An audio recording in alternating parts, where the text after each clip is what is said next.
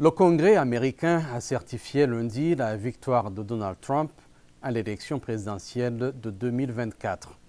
Ce même jour, il y a 4 ans, des partisans de Donald Trump avaient pris d'assaut le Capitole pour empêcher et annuler la certification de la victoire de Joe Biden lors de l'élection de 2020. Les détails avec Catherine Gibson, correspondante de la VOA au Congrès. Le récit est de Thierry Kaoré. 4 ans après la certification des résultats des élections les plus mouvementées de l'histoire des États-Unis, un processus calme et ordonné lundi, alors que le Congrès américain a certifié la victoire de Donald Trump à l'élection de 2024. Le nouveau chef de la majorité au Sénat, John Thune, a salué cette victoire. Les républicains ont progressé de près de 90% des comtés des États-Unis et ont renforcé leur soutien auprès de presque tous les groupes démographiques.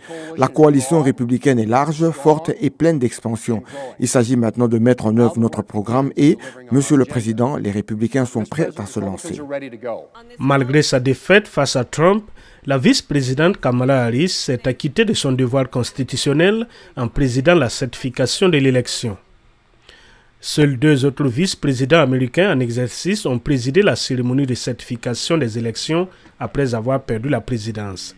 Richard Nixon en 1961 et Al Gore en 2001.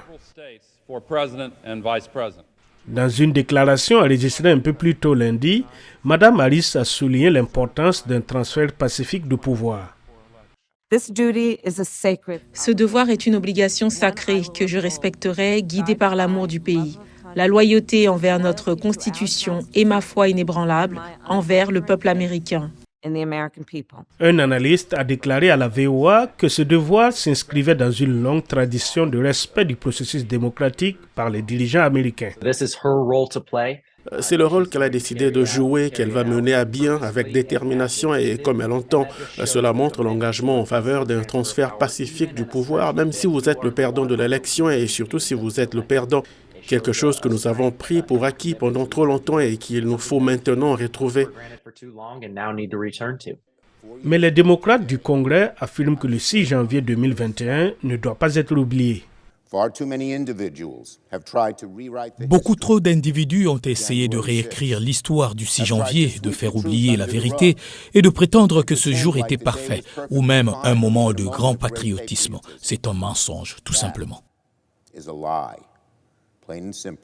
En 2022, une commission du Congrès composée de 7 démocrates et de 2 républicains a déclaré que Donald Trump était responsable des événements du 6 janvier en reprenant de fausses allégations sur la fraude électorale et en incitant ses partisans à attaquer le Capitole des États-Unis.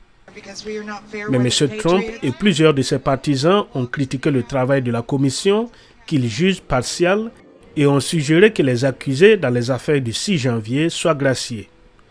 Le président élu Donald Trump prêtera serment pour son second mandat le 20 janvier. Alors que Donald Trump a déclaré qu'il glacierait les plus de 1250 émeutiers dès le premier jour de son mandat, les tensions politiques demeurent avec un rappel persistant des événements du 6 janvier 2021, un moment qui continue de diviser profondément la société américaine. Eric Manirakidza, VOA Afrique, Washington.